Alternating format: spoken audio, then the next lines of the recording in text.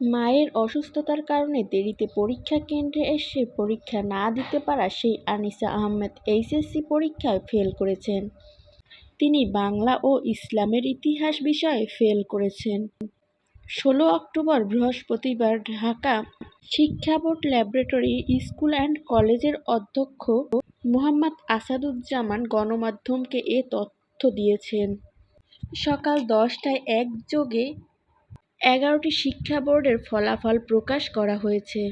এ বছর সব শিক্ষা বোর্ডে পাসের হার ৫৮.৮৩। বিগত ২৪ সালে ছিল ৭৭.৭৮%।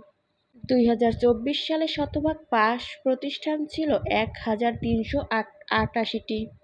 আর চলতি ২০২৫ সালে শতভাগ পাস প্রতিষ্ঠান কমে হয়েছে ৩৪৫টি।